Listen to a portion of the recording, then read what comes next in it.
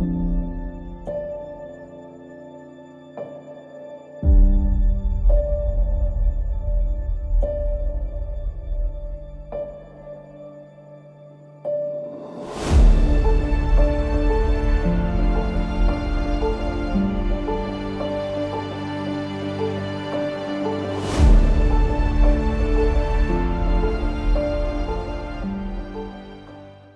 445th was a host to a multitude of personnel and other bases. The ASTS was hosting a TCCC event and coordination of prolonged field care and execution of field skills as it relates to the ASTS mission. Simultaneously occurring to this is a joint Army critical care air transport 2-day exercise associated with flight field care, as well as prolonged field care and point of injury analysis and interoperability.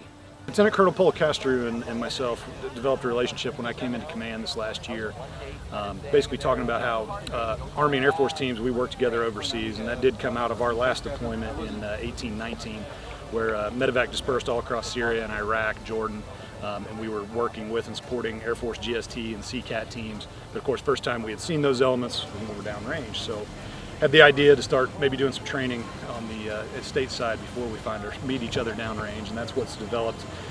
We practice loading patients onto helicopters on and off of the opportune aircrafts at the time, as well as practicing medical interventions such as IVs, IOs, which are intravenous medications, intraosseous, like putting medicine into the bone, putting on tourniquets, controlling hemorrhages, and doing EMT assessments in a deployed setting.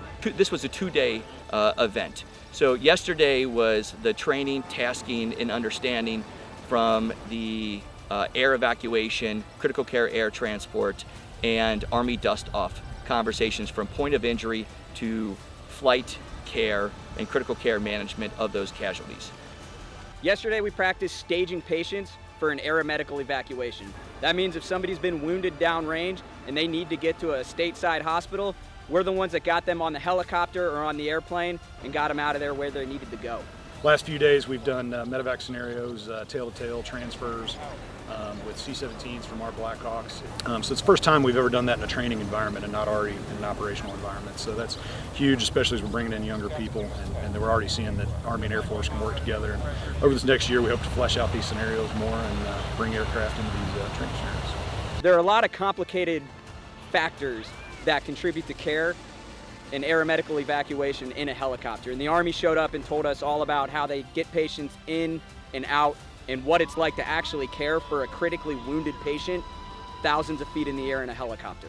The full appreciation of all of our members and their families and community to allow us to execute these critical missions to allow enhanced survivability and care of both stateside and in foreign environments, I think is monumental. Doing this training will help save lives. The faster, the more efficient we can be when we're working together. In fact, the scenarios we've been doing have already played out in real life. The faster, more efficient we can be, that's lives saved is what it equates to. So that time away from family, that time out here doing these kind of things, one, it increases just skills of the people that'll save people in a life-threatening scenario, but just every second counts when somebody's hurt on a battlefield. And the faster we can get them to care, the better. And Air Force and Army working together makes that even better. So people are out here saving lives. That's the bottom line. It's great to be here. It's great to be out here with the 445th. I believe we're the best Aeromedical Staging Squadron in the Air Force Reserves. And even though we get together once a month, the camaraderie, the smoothness, the cohesion, it really lets us get together and get the job done. And I think in a deployed setting we would do very well together, and it's just great to be a part of the Air Force.